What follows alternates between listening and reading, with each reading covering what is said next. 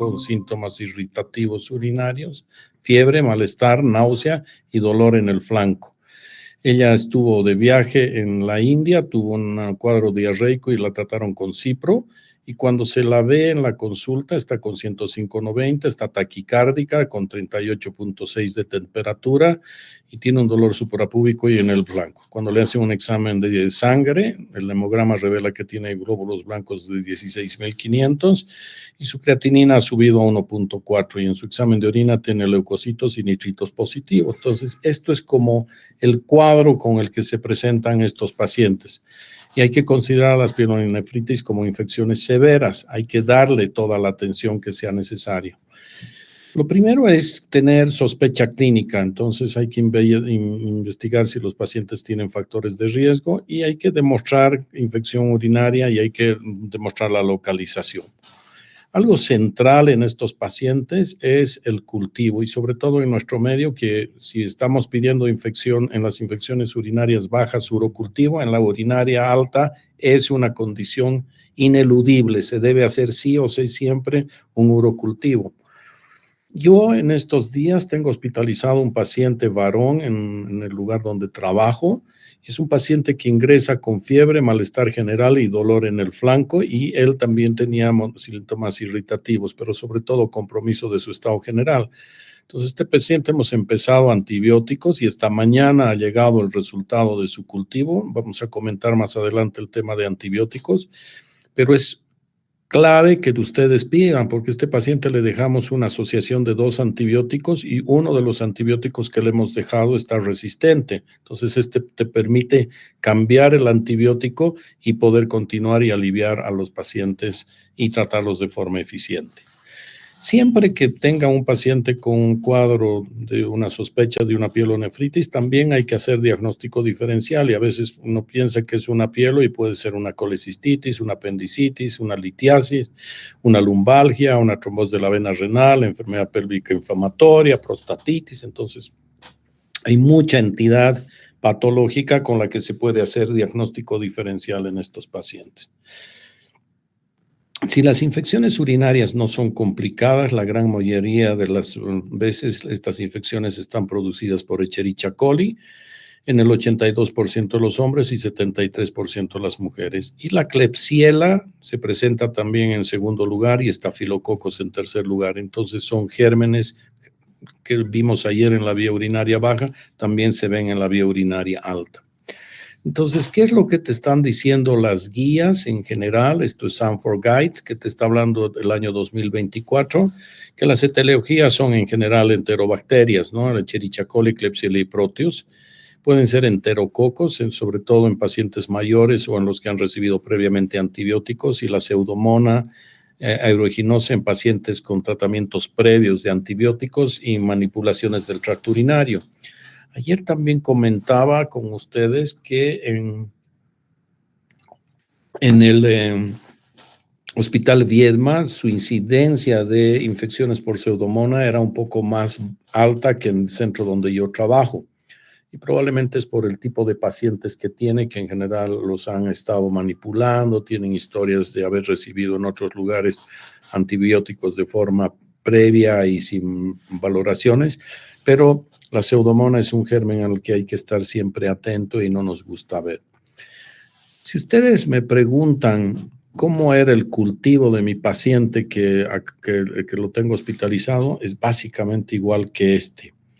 Tiene un general de orina que nos está mostrando glóbulos blancos de 85, flora regular, ¿no? Aquí hay datos, estos 2 de infección, y el cultivo es igual, es una Escherichia coli que tiene un mecanismo de resistencia a BLE, beta-lactamasa de espectro extendido. Y este paciente estaba recibiendo cefotaxima y amikacina, estaba recibiendo estos 2 exámenes, es sensible a la cefotaxima. Mi paciente, el de hoy, es sensible a la amoxicilina con ácido clavulámico y es sensible a la nitrofurantoína y a los carbapenémicos. Entonces, como ven acá, esto es muy común. Sensibilidad a aminoglucósidos, sensibilidad a carbapenémicos y sensibilidad a la nitrofurantoína. En el caso de este paciente, el mío, el que tengo hoy día hospitalizado, sensibilidad a amoxicilina como ácido clavulámico. Pero con él partí con amica y cefo y la amicacina es sensible, pero la cefotaxima es resistente, entonces hemos suspendido la cefotaxima y hemos asociado amoxicilina con ácido clavulámico. Otra cosa, este paciente hoy día está en tercer día de tratamiento hospitalizado. Ayer ha hecho 2 picos febriles, esta mañana ya no ha hecho un pico febril, tenemos que ir viendo cómo va en el transcurso del día, pero sus glóbulos blancos que estaban en 18,000 al ingreso, hoy día están en 9,400 y los neutrófilos que estaban en 87% han bajado a 72. Entonces estamos viendo que laboratorialmente el paciente está mejor y él tiene un factor de riesgo que tiene un crecimiento de su próstata con una cantidad considerable de orina residual. Mensaje para ustedes, no dejen de pedir cultivos en estos pacientes cuando hayan sospecha. Entonces, si un paciente tiene fiebre, tiene dolor lumbar y sí o no síntomas irritativos, hay que sospechar que sea una pielonefritis, hay que hacer exámenes y hay que migrar la posibilidad de que estos pacientes estén o no estén complicados. Voy a pasar esto porque quiero mostrarles lo que ayer también miramos y mirar cuáles son los gérmenes más comunes en el lugar donde yo trabajo. El 81.44 de los pacientes tienen Escherichia coli como su principal causa y Klebsiella y Enterobacter y Proteus vendrían a ser los otros gérmenes. Cuando miramos la pseudomonas, 0,54, y ayer veíamos en el Hospital Viedma, creo que tienen como 3,75 de su grupo de pacientes, tienen el 3,75, tienen como causa de infección la pseudomona. La pregunta es, ¿a estos pacientes los debemos hospitalizar? Depende. Depende, si es un niño en general y está en buenas condiciones, está hidratado, lo puedes mandar, pero si está un poco decaído, mejor hospitalizarlo. Si es un paciente anciano, mejor hospitalizado. Si el paciente es diabético, tiene compromiso de su estado general, es incapaz de tolerar la vía oral o están sospechando que puede estar infectado, mejor hospitalizarlo. Si no tenemos certeza, se puede hospitalizar. Si tu paciente está severamente enfermo, y tú ves que el paciente puede estar incluso con compromiso de su estado general, es mejor hospitalizarlo. Si la paciente está embarazada, es mejor hospitalizarla y darle antibióticos parenterales. Y siempre miren comorbilidades. Si el paciente es diabético, tiene antecedente de una estenosis del uréter, tiene antecedente de una estenosis de la unión ureteropiélica, o saben que es insuficiente renal, o el paciente tiene antecedente de un VIH positivo o está tomando corticoides, esos pacientes es mejor que los hospitalicen. ¿Se tienen que hacer imágenes? Inicialmente no. Usualmente no está indicado, pero si tu paciente no está mejorando o está con sepsis o un shock séptico y tú estás pensando que puede estar complicada, que puede haber un absceso o que puede haber una pielonefritis enfisematosa o una litiasis o alguna otra cosa, es mejor que hospitalices o que pidas exámenes de imagen. Si tu paciente está viniendo y tiene un germen poco habitual, a veces es mejor estudiarlo. Y si tú después de 72 horas de estar viendo a este paciente y dándole antibióticos y el paciente no está mejorando, es mejor que evalúes. O si recaen rápidamente, hay que pensar. Ayer hablábamos de los niños con infecciones urinarias febriles. Estos niños, no se olviden que dejan cicatrices en los riñones. Estas cicatrices disminuyen función y cuando son adultos generan hipertensiones arteriales de origen renal. Entonces es importante a estos niños tratarlos. Como comentamos ayer, es bueno que tengamos claridad de la sensibilidad de nuestros antibióticos. Entonces yo digo, ¿por qué yo en el medio donde estoy trabajando estoy dejando amicacina y cefotaxima? Porque en general son antibióticos que se usan de forma común como primera línea, pero cuando miras la amicacina tiene con respecto a la Escherichia coli una sensibilidad del 99%, o sea que es una buena alternativa. La gentamicina, que es otro glucósido, baja 75%. Y las cefalosporinas, 2/3 de los pacientes son sensibles. Mi paciente está en el tercio no sensible, por ejemplo, el que tengo ahora hospitalizados. La otra alternativa son dejar carbapenémicos, pero uno no saca la escopeta de entrada, ¿no? Entonces creo que vale la pena que vayamos mirando. Y este paciente tiene sensibilidad a amoxicilina con ácido clavulámico. ¿Qué dicen las guías up-to-date? ¿Qué te dice? Que utilices quinolonas. Pero es algo que en nuestro medio yo no recomiendo. Los americanos también te dicen que si tienes más de 20% de resistencia a las quinolonas, no partas como antibiótico de primera línea. Y si ustedes se fijan acá, la resistencia en Cochabamba de los pacientes es más del 70%. Entonces, dejar una quinolona no es una buena alternativa en nuestro medio. Y cuando miras qué pasa con el sulfametoxazol y trimetoprim, tienes una sensibilidad de solo el 34% y 66% de resistencia. Es casi tan alta como las quinolonas, por lo tanto no vale la pena utilizar. Entonces, cuando miras las guías y que te dice up to date, yo no estoy tan convencido. Cuando hablas sobre, estos son para orales, ¿no? Y cuando miras por parenterales, yo, si al paciente lo dejo de forma ambulatoria, le dejo antibióticos parenterales, ¿no? Y probablemente parta con amikacina, 1 gramo endovenoso cada 24, le dejas un stopper y que todos los días le pasen su antibiótico. Y eventualmente dejas una ceftriaxona, que es lo que acá están recomendando como alternativa parenteral de primera línea.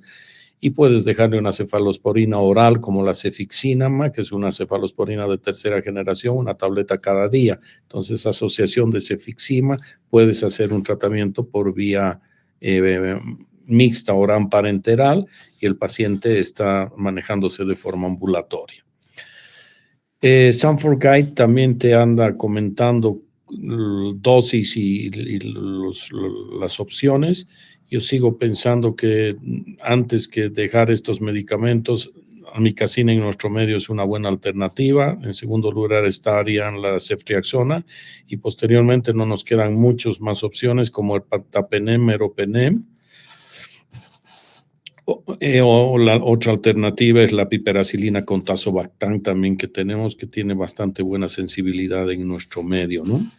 Entonces, básicamente hay que ir mirando qué alternativas de tratamiento tienen los pacientes, pero básicamente insistirles en que probablemente en nuestro medio asociar un aminoglucósido con una cefalosporina para partir hasta que tengamos el resultado del cultivo es una buena alternativa. En general, la otra pregunta es cuánto tiempo dejar antibióticos. Hay que ir mirando y hay que ir controlando cómo evoluciona tu paciente, pero yo diría que antes de 7 o 10 días no, y en algunos casos puedes extender estos tratamientos hasta los 14 días. Entonces, esto es básicamente de lo que les hablaba hace un momento. Hay que mirar cuánto tiempo vas a dejar a los pacientes el tratamiento, pero básicamente mínimo son 7 a 10 días y después evaluar si vas a extender 14 y en algunos pacientes con retraso en su respuesta, que tú estás viendo que mejoran, pero que no es una mejora espectacular. Eventualmente a estos pacientes también tú les puedes dejar un tratamiento por hasta 3 semanas. ¿Qué pasa con los pacientes que se complican y cuáles son estas complicaciones? Una de ellas es la pionefrosis y la pionefrosis es la presencia de pus dentro del sistema colector del riñón. Entonces estas se llaman también pielonefritis infectadas o pionefrotis. La pielonefritis enfisematosa, que es una condición que les voy a mostrar algunas imágenes que presentan en diabéticos, los abscesos renales o perirrenales y las necrosis papilares. Probablemente estas son las principales complicaciones que tienen estos pacientes. Y hay que mirar si no tienen factores de riesgo que agraven esta condición. Entonces, si yo tengo un paciente que lo estoy tratando 48 horas y tú ves que no está mejorando, no está, y a las 72 horas persiste, yo a este paciente le pido una eco y si eventualmente la eco no es concluyente, pido una tomografía. Y en algunas ocasiones lo que ves es un absceso en el riñón que puede en algunos casos controlarse con tratamiento médico, pero en otras alternativas estos pacientes pueden necesitar hacer punciones. A veces hacemos punciones percutáneas y aspiramos, o a veces tenemos que entrar y drenar estos abscesos y quitar esas colecciones, porque si no los pacientes no mejoran y eventualmente pueden complicarse, hacer fallas orgánicas múltiples y fallecer si es que no los tratamos de forma pronta y eficiente desde el punto de vista médico, desde el punto de vista de resolución de complicaciones y dejando los antibióticos adecuados. En algunas ocasiones los pacientes tienen una cosa que se llama pielonefritis enfisematosa. Y si ustedes se fijan, aquí están los cálices, aquí está la pelvis renal y el uréter, y lo que estás viendo es que todo este sistema colector está lleno de gases. Entonces son, en general, bacterias anaerobias que están produciendo estos gases. Estos pacientes con enorme frecuencia son diabéticos, y si no los controlas, si no tratas estas infecciones, estos pacientes pueden terminar falleciendo. Entonces, no es baja la posibilidad, hasta un 50%, entre 20 y 50% de estos pacientes pueden fallecer a causa de esta condición que se llama pielonefritis enfisematosa. Aquí tenemos lo mismo. Este es un paciente en la que estamos viendo que no solamente hay gas a nivel de el riñón y toda la estructura perirrenal, sino estás viendo acá, este es el hígado, y estás viendo en la fosa de Morrison, se está viendo abundante cantidad de gas alrededor del riñón. Entonces, estos pacientes tienes que entrar, operarlos y con enorme frecuencia sacarles del riñón, y si no haces eso en forma rápida y pronta, estos pacientes van a fallecer. Y son cirugías complejas, porque los pacientes, estas estructuras están como bien adheridas. No se olviden que la vena cava está pasando por acá, bien pegada, y hay que tener muchísimo cuidado de no accidentarse y lesionar la vena cava, porque a veces no se mueren de infección, pero se mueren de sangrado, ¿no? Entonces es importante que identifiquemos esto y podamos mirar qué es lo que está pasando. A veces estas infecciones son tan severas que la infección puede subir hasta arriba, y este paciente tiene también un neumomediastino, ¿no? Entonces todo el retroperitoneo está con estas colecciones. Acá estás viendo que la fosa de Morrison tiene, y también el mediastino tiene estas colecciones alrededor del riñón. Otra condición es la necrosis papilar. La necrosis papilar es las estructuras de los cálices, las papilas se van necrosando. Hay diversas causas de necrosis papilar. La más común es la necrosis papilar por abuso de analgésicos, es la causa más común. Los pacientes diabéticos son otros pacientes que tienen un factor de riesgo de desarrollar estas necrosis papilares. Pero hay unas anemias de células falciformes que también producen esto. Pero en nuestro medio, dos condiciones. Las infecciones, que en general están asociadas a pacientes diabéticos, pacientes con pielonefritis, cuando los estudias eventualmente pueden evolucionar con esto. Y una de las características es que asociado a esto, estos pacientes desarrollan insuficiencia renal. Entonces, la otra condición que produce una situación parecida, que en nuestro medio no es infrecuente, es la tuberculosis. Entonces, los pacientes con infecciones hacen estas necrosis papilares, y eventualmente se puede comprometer y alterar la función renal de estos pacientes. Estos otros pacientes son pacientes que tienen, digamos, un riñón. Aquí ¿están viendo mi flecha, chicos? ¿Alguien me puede contestar? Sí, ¿no? Entonces, aquí estamos viendo el riñón del lado derecho. Aquí estás viendo el riñón normal, y aquí estás viendo una bolsa, ¿no? O sea, prácticamente no hay nada de parénquima renal, se ve como una cáscara y lleno de una colección dentro del riñón. Cuando tú terminas operando a estos pacientes y sacando la pieza, vas a encontrar que prácticamente son unas cavernas. O sea, el parénquima renal se ha perdido. Este paciente, como causa de este problema, tenía una estenosis de la unión ureteropélvica, y secundario a esa estenosis de la unión ureteropélvica ha ido perdiendo el riñón función. Finalmente se ha atrofiado todo el parénquima, pero esa orina que ha quedado colectada dentro del riñón se ha infectado y forman unos abscesos que se llaman pionefrosis. Y estos pacientes, si no los operas, estos pacientes tienen enormes posibilidades de perderse. En el caso de este paciente, si se fijan, acá está el istmo del riñón derecho y este es el riñón izquierdo. Entonces, felizmente no son los dos riñones, pero este es un riñón en herradura con un paciente con una colección dentro de su fosa renal. ¿Ya? En algunas ocasiones a estos pacientes nosotros los vemos y vemos que están con un cuadro de compromiso de estado general, hacemos una tomografía y a los radiólogos o una ecografía nos advierten que puede haber una colección, una pionefrosis, y algunas veces podemos resolver esto colocando un catéter doble J. Entonces, como se fijan ustedes, se ha puesto un doble J, que es una manguera que se almacena arriba en el riñón y abajo en la vía urinaria. Y como ven ustedes, esta manguera está saliendo por el meato ureteral y alrededor del catéter saliendo abundante cantidad de material purulento. Entonces, esto se llama pionefrosis y lo que tiene este paciente es esta pionefrosis que está produciendo, que está siendo aliviada con la colocación de este catéter doble J. Entonces, es importante también saber que algunas veces estos pacientes pueden tener como causa de su problema piedras, entonces es una piedra que está enclavada en la porción proximal del uréter y eso puede hacer que se acumule orina, que hace que se desinfecte. Y en estos pacientes hay que ponerles un catéter doble J, como el que vimos en la anterior diapositiva, y una vez que el catéter está posicionado, tratar, o sea, obtener muestra de orina, cultivarla, dejar antibióticos de amplio espectro en el esquema que yo les he comentado, y una vez que eventualmente la infección ha sido controlada, se podrá hacer una ureteroscopía y ir y con láser romper esa piedra. En algunos otros casos, los pacientes ya debutan con estos cuadros complicados. Son pacientes que nacen congénitamente con una estenosis de la unión entre la pelvis y el uréter.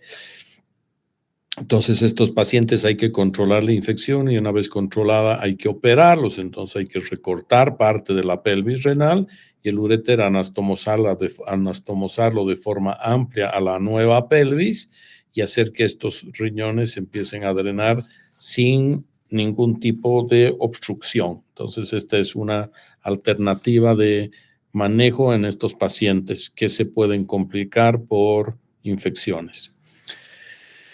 Hay que tener especial cuidado en pacientes que están embarazadas. No es infrecuente que veamos pacientes con pielonefritis y no es infrecuente que veamos pacientes con pielonefritis complicadas, o sea, vienen con cuadros febriles y cuando las evaluamos tienen una litiasis, por ejemplo, en el uréter.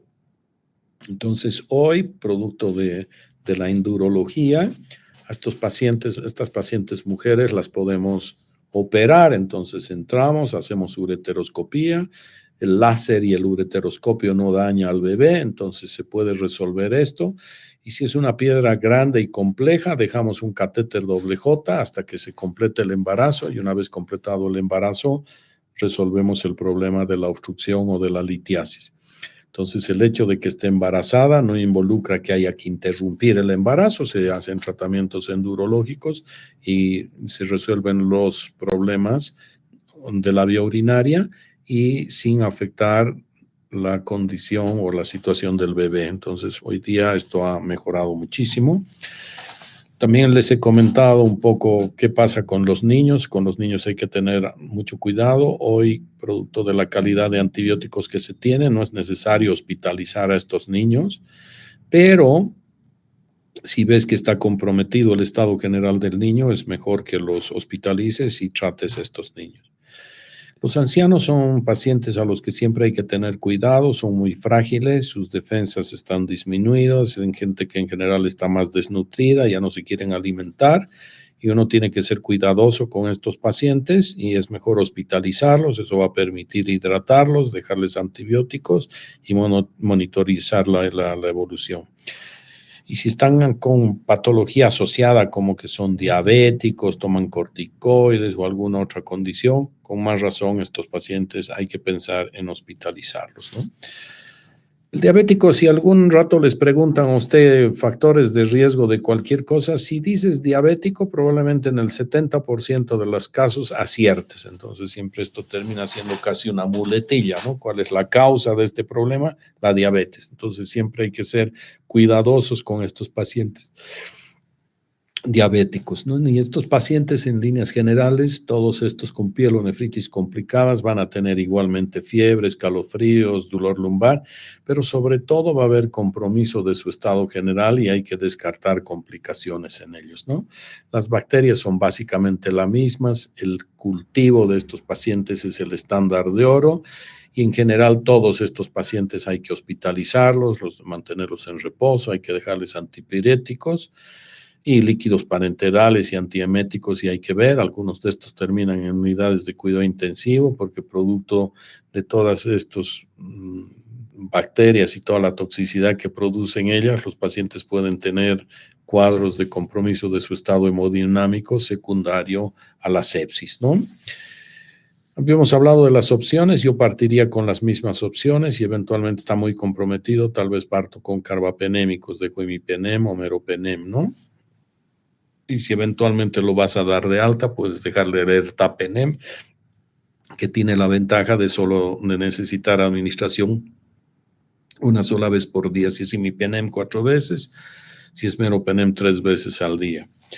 No olvidar que la gran mayoría de las veces, si no están complicadas, son Echerichia colis, pero si hay piedras y cosas, ahí vas a tener Preotius o Klebsiella o otras bacterias, ¿no? La mayoría de las veces incluso en estos pacientes, haces cultivos y con alguna frecuencia pueden salir negativos. Es más frecuente esto en las mujeres y más entre los 60 y los 100 años. Y una cosa que hemos comentado en la clase de ayer y vuelvo a insistir, tenemos que empezar a ser más responsables con la administración de los medicamentos. Yo creo que algún rato el gremio médico tendrá que ponerse más firme con respecto a las farmacias que se han vuelto vulgares lugares de venta de medicamentos, hay atendido por doctoras que se creen doctoras y que hacen un abuso de la profesión administrando medicamentos para cualquier cosa sin tener la formación ni la preparación para hacerla. Entonces esto está condicionando que tengamos una gran cantidad de pacientes que tienen enorme variedad de mecanismos de resistencia. Y esto tiene que ver con el mal uso de los antibióticos, ¿no?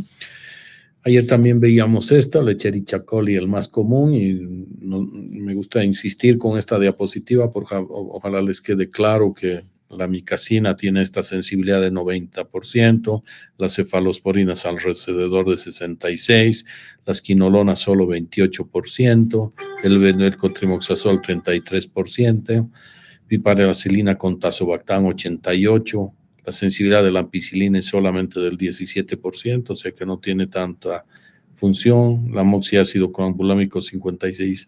Ojalá, como les decía ayer, tomen un screenshot de esto porque esta es la realidad de lo que está pasando en el país, ¿no? La Klebsiella también hay que ir viendo, en general también la micacina tiene una gran posibilidad, las cefalosporinas bajan un poco, y los aminoglucósidos siguen siendo otra alternativa interesante. Con los enterococos, AMPI, Amoxi, la nitrofurantoína, la vancomicina también son buenas alternativas para Proteus. Hay que mirar qué es lo que sale, pero siempre hay que estar pendiente que los aminoglucósidos y los carbapenémicos son la primera alternativa en cuanto a eficiencia y esta asociación de amoxicilina con ácido clavulámico o las cefalosporinas son otra alternativa, ¿no? Entonces, un poco avanzando en la clase, ya nos quedan unos minutos, las complicaciones, estos pacientes con infecciones agudas complicadas también pueden presentar bacteremias, sepsis, disfunción de órganos sistémicos y múltiples y pueden hacer un cuadro séptico y fallecer. O sea, hay un porcentaje de estos pacientes que fallecen, ¿no? Entonces hay que identificar de forma temprana que la vía urinaria no esté obstruida, que los pacientes no hayan sido instrumentados recientemente o que tengan alteraciones del tracto urogenital. Y como decía, en los pacientes diabéticos y en los de edad avanzada siempre es una condición de complicación que hay que tenerla presente porque eventualmente eso puede ser, si no se identifica y se resuelve y se controla, la causa de terminar perdiendo a estos pacientes. Entonces, cuando hay que tomar decisiones, a veces la familia, pero ¿cómo, doctor, le van a sacar su riñón? Si ustedes miran este riñón, es un riñón que ya está perdido, ¿no? No tiene nada de función. Entonces, estos pacientes es mejor llegar y sacarles el riñón, ¿no? Cuando tú tienes un paciente que tiene un absceso renal, ve si puedes acceder por vía percutánea y ve si se puede drenar. A veces sí se puede hacer, a veces no se puede hacer. Y con frecuencia es o porque no llegas o porque la colección es muy densa y no puede salir a través del aspirado. Pero hoy día estamos haciendo otras cosas, a veces guiando por vía ecográfica. No solamente llegamos con una aguja y aspiramos, sino que nos centramos dentro de estas cavidades, metemos un alambre guía, sobre la guía dilatamos un trayecto amplio que nos permite entrar con un calibre, un diámetro de un centímetro y medio de diámetro, con lo que sí vas a lograr drenar estas colecciones, pero tienes que tener cuidado de que estén en una parte periférica del riñón y que puedas llegar sin atravesar otras estructuras alrededor del riñón. Entonces, pero hoy día, si tienes una colección que es periférica, grande, está muy densa y con una aspiración no puedes vaciar, eventualmente dejas una guía, dilatas y eventualmente puedes aspirar estas colecciones. Entonces, a los pacientes hay que tratarlos de forma adecuada. Aquí se ha hecho un drenaje de la colección esta. Aquí se está viendo la sonda que está saliendo. Entonces, estas son cosas que podemos hacer. A veces los abscesos renales son múltiples. En algunas ocasiones tenemos que entrar, abrir y drenarlos. Y en algunas ocasiones, si no está mejorando y el paciente se está comprometiendo, a veces tienes que entrar y retirar estos riñones.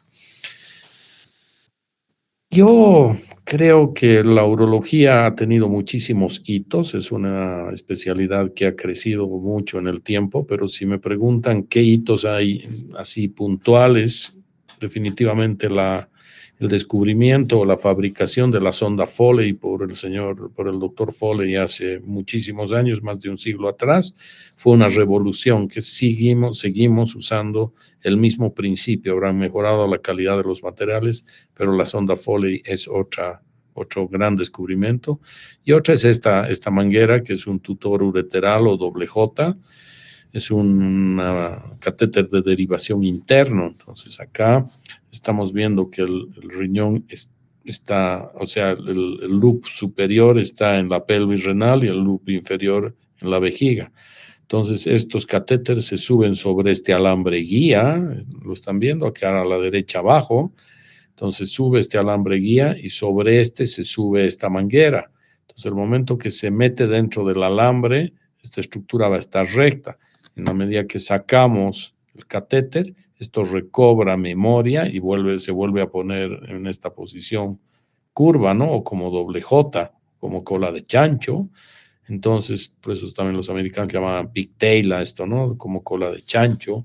Entonces, acá estás viendo enroscado en la pelvis renal y abajo en la vejiga. Entonces, no se sale y permite el drenaje de colecciones. Entonces, aquí tenías un paciente que estaba obstruido probablemente por esta piedra y al colocar el doble J se ha vuelto a subir la pelvis, se drena, el paciente recupera y después hace una ureteroscopía y subes a sacar esa piedra. Entonces, si eventualmente tienes una zona de estenosis en el urétero y no estás pudiendo entrar por abajo y poner un doble J, se puede hacer una punción percutánea y drenar esto hasta que se resuelva la causa original de este problema.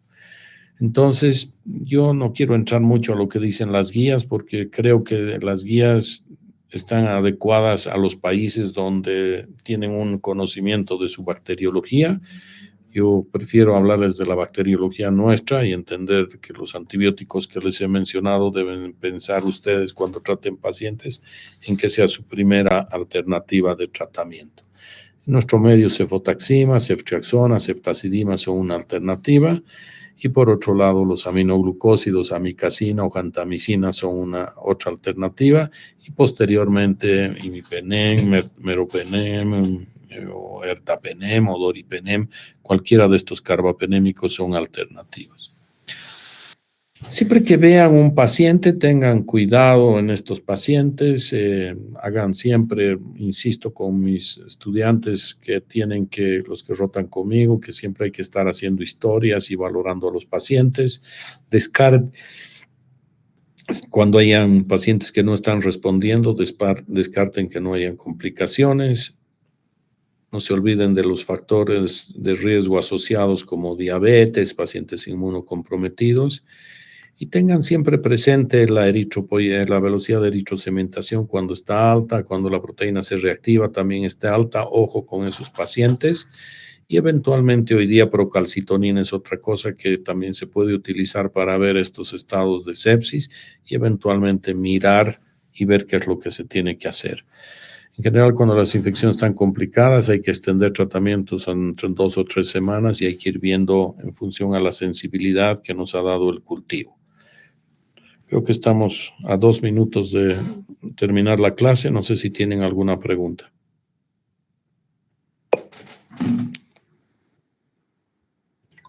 Doctor, una duda. ¿La pielonefrosis es lo mismo que la pielonefritis santo-granulomatosa? No, no, doctor. Buena tu pregunta. Por eso siempre son buenas las preguntas, ¿no? En la pionefrosis o pielonefritis infectada, que también se da, es acumulación de pus dentro del sistema colector de orina, dentro del riñón. La pielonefritis santo-granulomatosa en general es una condición donde asociado a esto hay destrucción del parénquima renal, ¿sí?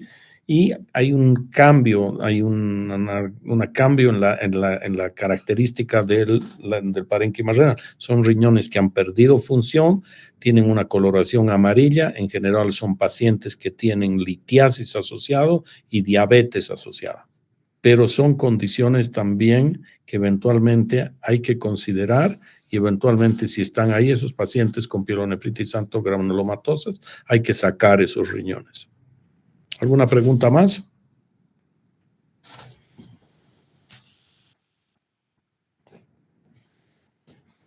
¿Alguien tiene alguna pregunta, chicos? Creo que no hay, doctor. Bueno. Ya, chicos, buenas noches, gracias. Buenas noches, doctor. doctor. Gracias, doctor.